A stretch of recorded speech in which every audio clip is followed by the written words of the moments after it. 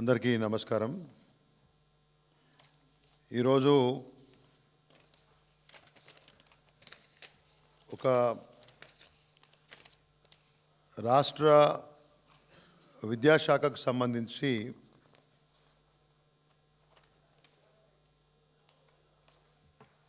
కస్తూర్బా గాంధీ విద్యాలయాలకు సంబంధించి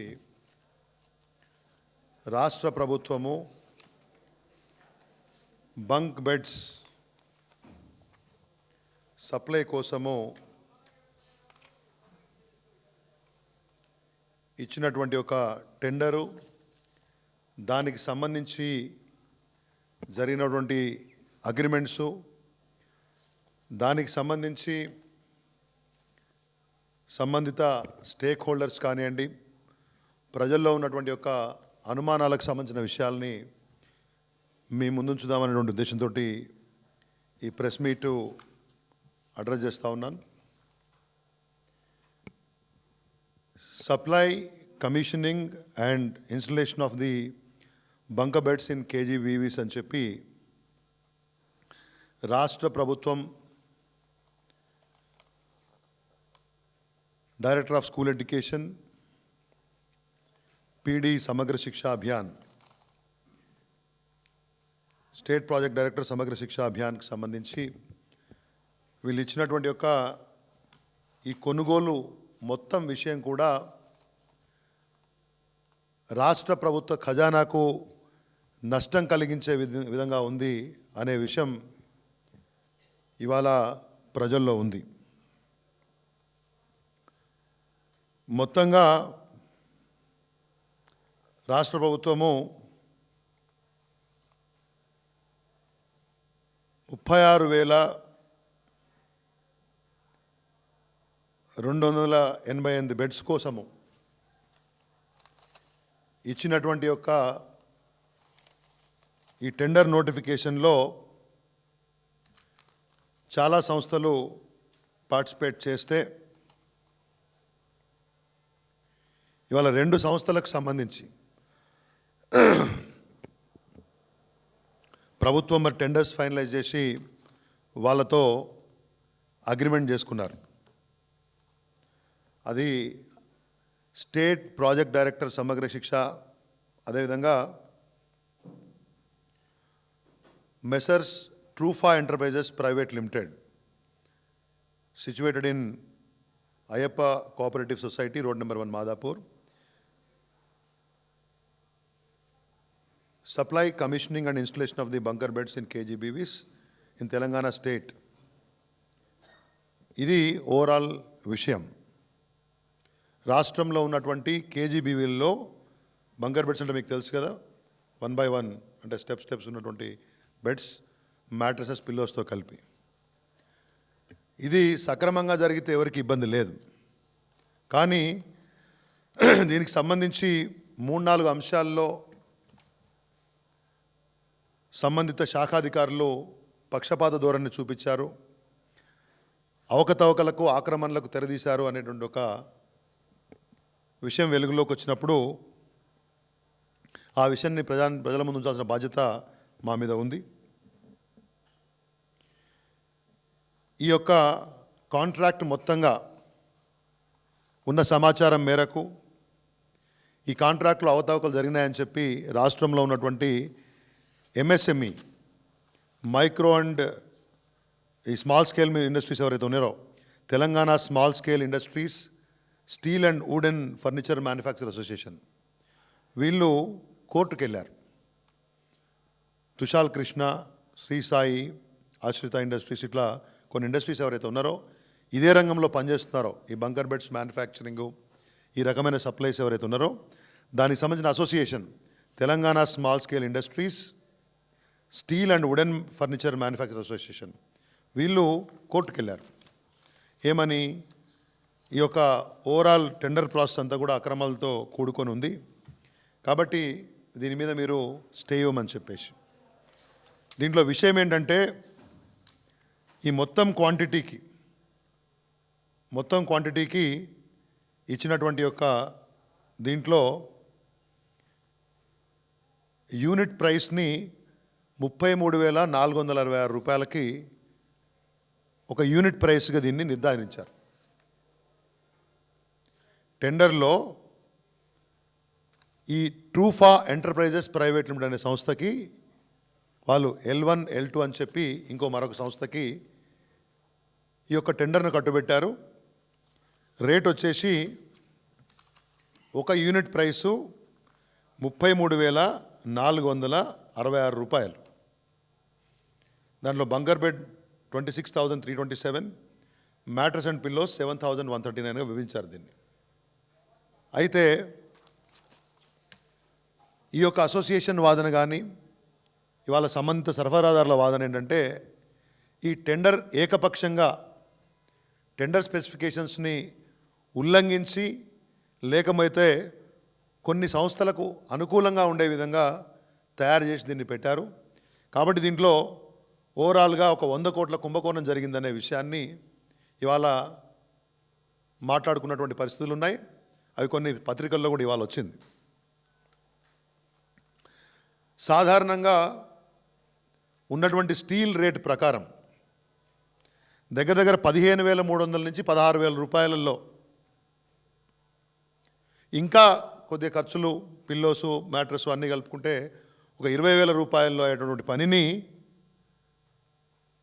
33,466 రూపాయలకు కట్టబెట్టారు ఓవరాల్గా అనేది ఇవాళ వస్తున్నటువంటి ఆరోపణ.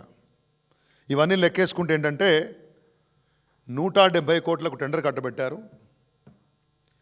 ఇది 70 కోట్లలో అయిపోయేదానికి అదనంగా 100 కోట్లు రాష్ట్ర ఖజానాకు నష్టం కలిగే విధంగా ఈ టెండర్ ఓవరాల్ ప్రాసెస్ జరిగిందనేది వాళ్ళ ఆరోపణ.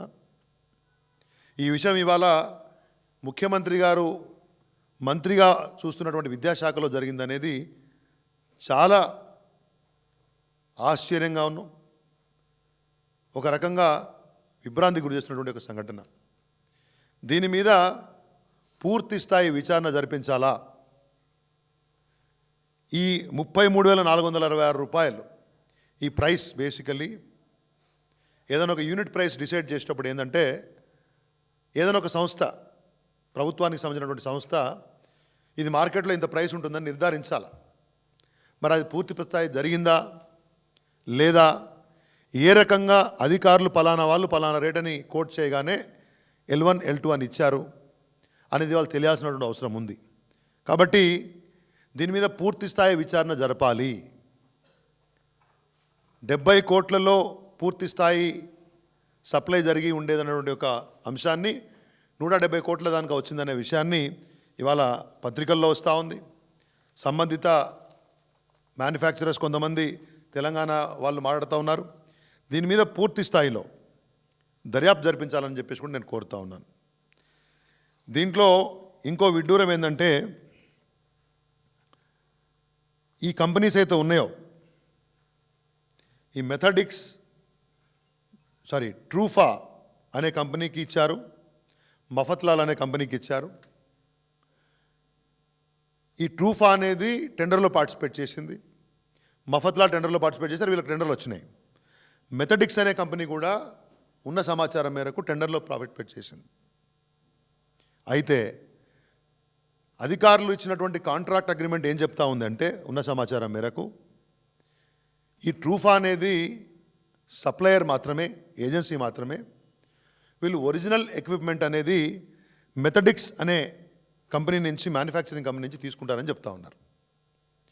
ఈ సరఫరాదారులు ఎవరైతే ఉన్నారో తెలంగాణ అసోసియేషన్ వాళ్ళు ఎవరైతే కోర్టుకు పోయినరో వాళ్ళు చెప్పేది ఏంటంటే ఇవాళ ఈ మెథడిక్స్ అనే కంపెనీ వాళ్ళు కూడా టెండర్లో పార్టిసిపేట్ చేస్తున్నప్పుడు టెండర్ నామ్స్ ప్రకారము ఒక సంస్థ ఒకటే బిడ్ వేయాలి, ఒకటే అప్లికేషన్ వేయాలి అన్నప్పుడు ఫస్ట్ ఆఫ్ ఆల్ ఈ టెండర్లు కట్టబెట్టిన సంస్థలు అయితే ఉన్నాయో ఇటు ట్రూఫా కానివ్వండి, అటు మఫత్లాల్ కానివ్వండి, వీళ్లకు అర్హత లేదనేది ముందు ఒక వాదన. రెండవది, అదే టెండర్లో ఒరిజినల్ ఎక్విప్మెంట్ మ్యానుఫ్యాక్చర్ అయినటువంటి మెథడిక్స్ ఉంటే మెథడిక్స్ కంటే అంటే ఎవరైతే మ్యానుఫ్యాక్చరింగ్ చేస్తారో ఈ బెడ్స్ని వాళ్ళకంటే డీలర్గా ఏజెన్సీగా ఉన్నటువంటి సంస్థలు ఎట్లా తక్కువ రేటుకు ఇస్తాయి, దాన్ని ఎట్లా అధికారులు మరి నిర్ధారించారనే విషయం. సింపుల్గా టెండర్ నామ్స్లో L1 L2 ఉన్నాయి కాబట్టి ఇచ్చేసినారా? అసలు ఈ యొక్క ధరను ప్రాపర్గా నిర్ధారించినారా? ఈ లాజిక్ను పట్టించుకున్నారా అనే విషయాన్ని తెలియజేయాలి. టెండర్ నామ్ ఏం చెప్తుంది? ఒక సంస్థ ఒకటే అప్లికేషన్ వేయాలి. మెథడిక్స్ ఆల్రెడీ ఉంది. మెథడిక్స్ క్రెడెన్షియల్స్ ఏదైతే ఉన్నాయో, సప్లైకి చేసే కెపాసిటీ ఏదైతే ఉందో దాన్నే అడ్డం పెట్టుకొని ఈ ట్రూఫాన్ను మఫత్లాల్ కంపెనీస్ టెండర్కి వచ్చినాయి కాబట్టి ఒకటే కంపెనీకి ఉన్నటువంటి క్రెడెన్షియల్స్ పెట్టుకొని వీళ్ళిద్దరు వచ్చినప్పుడు ఒకటే కంపెనీ 3 అప్లికేషన్లు ఇచ్చినట్టుగా భావించాలి కాబట్టి ఈ టెండర్ను క్యాన్సిల్ చేయాలి, స్టే చేయాలని చెప్పేసి తెలంగాణకు సంబంధించిన స్టీల్ మ్యానుఫ్యాక్చరర్స్ ఎవరైతే ఈ సంబంధ మ్యానుఫ్యాక్చరర్ అసోసియేషన్ ఉందో వాళ్ళు కోర్టుకు వెళ్ళారు. స్టే కూడా వచ్చిందని చెప్తున్నారు. ఇక్కడ రాజకీయ పార్టీగా ప్రజాధనాన్ని ప్రభుత్వం వృధా చేయకుండా చూడాల్సినటువంటి ఒక బాధ్యత మా మీద ఉంది కాబట్టి ఇటువంటి విషయాలు మా దృష్టికి వచ్చినప్పుడు ప్రజల దృష్టిలో తీసుకురావడము, ప్రభుత్వాన్ని అలర్ట్ చేయడం అనేది ఇంపార్టెంట్. ఎందుకంటే ఇది అధికారుల స్థాయిలో జరిగిందా, ఇంకా ఉన్న స్థాయిలో జరిగిందో తెలియాలి. ఇక్కడ మూడో ఆరోపణ ఏంటంటే టెండర్ నామ్స్ ఏం పెట్టారు? అగ్రిమెంట్ అయినటువంటి 120 రోజులలో ఈ సప్లై పూర్తి కావాలి అని చెప్పారు. దాంట్లో తొలి 60 రోజులలో 40%, మిగతా 60 రోజుల్లో 60%. ఇచ్చినటువంటి టోటల్ క్వాంటిటీ అంటే 100 బెడ్లు సరఫరా చేయాలనుకోండి. ఫస్ట్ 60 డేస్ అంటే ఫస్ట్ 2 నెలల్లో మొత్తం టెండర్ యొక్క క్వాంటిటీ 4 నెలల్లో ఇవ్వాలి.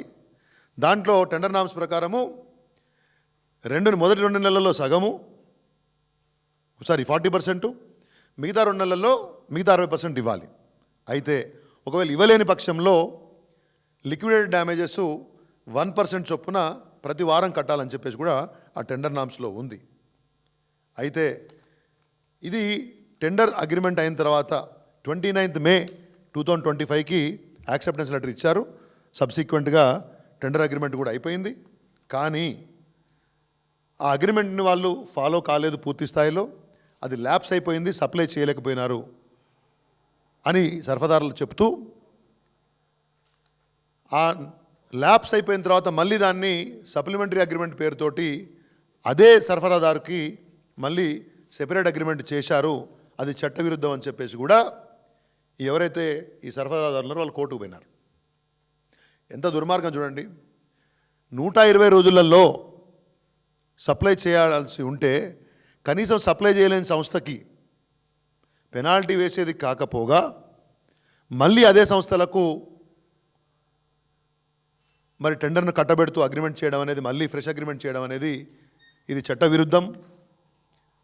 నిజంగా నిజాయితీగా ముందుకు పోవాలంటే ఆ టెండర్లను క్యాన్సిల్ చేసి మళ్ళీ ఫ్రెష్ టెండర్స్ మళ్ళీ కాల్ఫర్ చేయాల్సి ఉండే.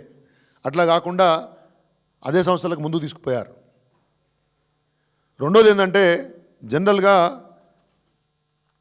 There is a rule, if I'm right, 20% సాధారణంగా స్థానిక మైక్రో స్మాల్ మీడియం ఎంటర్ప్రైజెస్ చిన్న స్థాయి పరిశ్రమలకు ప్రభుత్వ టెండర్లలో కొంత అవకాశం ఇవ్వాలని ఒక రూల్ ఉందని కూడా చెప్తున్నారు. అది కూడా కట్టబెట్టి పక్కకు పెట్టి మొత్తంగా ఏదో బయట రాష్ట్ర సంస్థకి స్థానికంగా ఉన్నటువంటి ఒక డీలర్ని అడ్డం పెట్టుకొని టెండర్ని ఇవ్వడం అనేది, 170 కోట్ల టెండర్ని ఇవ్వడం అనేది, అది కూడా ఏమాత్రం గత ఎక్స్పీరియన్స్ లేనటువంటి ఒక సంస్థకి. ఇంకోటి ఉంది దీంట్లో టెండర్ నామ్ ఏంటంటే టెండర్ కాల్ఫర్ చేసే నాటికే 7 సంవత్సరాల ఎక్స్పీరియన్సు ఆ సంస్థకు ఉండాలని కూడా చెప్పారు. కానీ ఇప్పుడు ఉన్నటువంటి యొక్క సమాచారం ప్రకారం ఏంటంటే వీళ్ళకి ఆ ఎక్స్పీరియన్స్ లేకపోగా ఓవరాల్గా ఉండాల్సిన దానికంటే వాళ్ళకు అంటే 7 years వాళ్ళకు మినిమం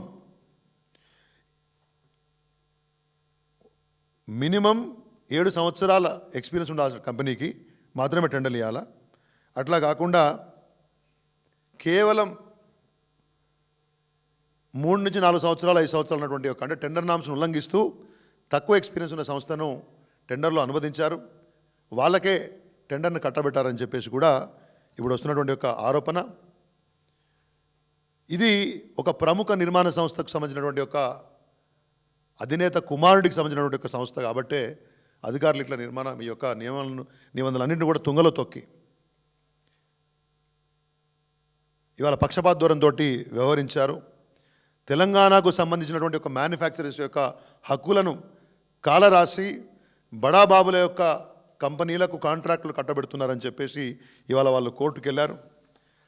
అదే విషయాలు కూడా మరి ఇవాళ పూర్తి స్థాయిలో ఇవాళ ప్రజల్లోకి పోతూ ఉంది. ఇది సరైన పద్ధతి కాదు. ముఖ్యమంత్రి గారు చూస్తున్నటువంటి యొక్క శాఖలోనే ఈ రకంగా 100 కోట్ల రూపాయల అవినీతి జరుగుతుందని ఆరోపణలు వస్తే మరి ప్రభుత్వం నిద్రపోవడం అనేది దుర్మార్గం. మీరు ఎంచుకున్నటువంటి బడాబాబులకు ఇవాళ కాంట్రాక్టులు కట్టబెట్టడం అనేది తెలంగాణ పారిశ్రామికవేత్తల యొక్క హక్కును అవకాశాలని కాలరాస్తుందనేటువంటి విషయాన్ని కూడా ఇవాళ నేను మీ ద్వారా ప్రజలకు తెలియజేసుకున్నాను. కాబట్టి ఈ 3 అంశాలపైన ఇవాళ కోర్టులో విషయం ఉందని స్టే ఇచ్చిందని చెప్తున్నారు. ఇంకా ప్రభుత్వం పట్టుదలకు పోకుండా ఇంకా తెలంగాణ స్థానిక చిన్న స్థాయి పారిశ్రామికదారుల యొక్క అవకాశాలను కాలరాసే విధంగా ప్రయత్నం చేయకుండా చిన్నవి ఇప్పుడు 1000 కోట్ల రూపాయల ఇరిగేషన్ కాంట్రాక్టులు, 1000 కోట్ల రూపాయల మైనింగ్ కాంట్రాక్టులు, లేకపోతే అనేక భూములు రకరకాలుగా ఇవాళ కొంతమంది పెద్ద కాంట్రాక్టుల చేతులు ఎట్లా పెడుతుందో ఈ ప్రభుత్వం మనం చూస్తూ ఉన్నాం. కనీసం 100 కోట్ల 170 కోట్ల కాంట్రాక్టులు కూడా చేజిక్కించుకోవడానికి తెలంగాణకు సంబంధించినటువంటి స్థానిక పారిశ్రామికవేత్తలు అర్హులు కారా అని నేను రేవంత్ రెడ్డి గారిని ప్రశ్నిస్తూ ఉన్నాను. నేను ఖచ్చితంగా ఆ నిర్మాణ సంస్థ పేరు చెప్పేవాడిని, కానీ ఇదేదో రాజకీయ వైరం కూడుకున్న విషయం అని చెప్పేసి నేను అనుకుంటానని చెప్పేసి నేను మాట్లాడట్లేదు. ఇవాళ చిన్న కాంట్రాక్టర్లు, మైక్రో మ్యానుఫ్యాక్చరింగ్ ఇన్స్టిట్యూట్స్ అవి దెబ్బతినే పరిస్థితులు ఉన్నాయి. స్కూళ్ళల్లో స్టీల్తో తయారు చేసిన బెడ్లు తయారు చేయలేని పరిస్థితుల్లో తెలంగాణ పారిశ్రామికవేత్తలు ఉన్నారా? రెసిడెన్షియల్ హాస్టల్స్లో పరుపులు మెత్తలు కూడా ఇవ్వలేనంత అధ్వాన పరిస్థితుల్లో తెలంగాణకు సంబంధించినటువంటి బిజినెస్ మ్యాన్ ఉన్నారా? వీటిని కూడా గద్దల్లాగా టెండర్ నామ్స్ పేరుతోటి, ఓపెన్ టెండర్ల పేరుతోటి మీరు మరి తన్నుకొని పోతామంటే చిన్న స్థాయి బిజినెస్ మ్యాన్ ఎట్లా బ్రతకాలి, వాళ్ళ పరిశ్రమలు ఎట్లా ఉండాలి, ఇది ప్రభుత్వం ఆలోచించాలి. 15,000 16,000ల్లో అయిపోయేటటువంటి ఒక బెడ్ని 33,666 రూపాయలు కోట్ చేసినారంటే, దాన్ని ఏకపక్షంగా అంగీకరించినారంటే, నార్మల్గా L1 L2 వస్తుంది కాబట్టి టెండర్ ముందుకు పోతుంది కాబట్టి వీళ్ళు కొంతమంది పార్టిసిపేట్ చేసి ఉండొచ్చు. కానీ టెండర్ నామ్స్ ప్రకారం 6 నెలల్లో కంప్లీట్ చేయకుంటే కూడా మళ్ళీ అగ్రిమెంట్లు కంటిన్యూ చేసి దాంట్లో రాసుకున్నారు ముందే 5 సంవత్సరాల లోపల ఎప్పుడు మళ్ళీ మేము అడిగినా ఇదే రేటుకి ఇవ్వాలి. సరే, అవన్నీ ఉంటాయి.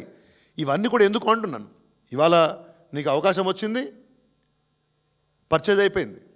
కానీ పర్చేజ్ చేసేటప్పుడు ఆ రేట్ ఎవరు నిర్ధారించారు? చాలా సంస్థలు ఉన్నాయి ఇవాళ తెలంగాణ రాష్ట్ర ప్రభుత్వంలోనే. డైరెక్టర్ ఆఫ్ స్కూల్ ఎడ్యుకేషన్ కానీ లేకపోతే సమగ్ర శిక్ష వాళ్ళు డైరెక్టర్ టెండర్లు పిలవాల్సిన అవసరం లేదు.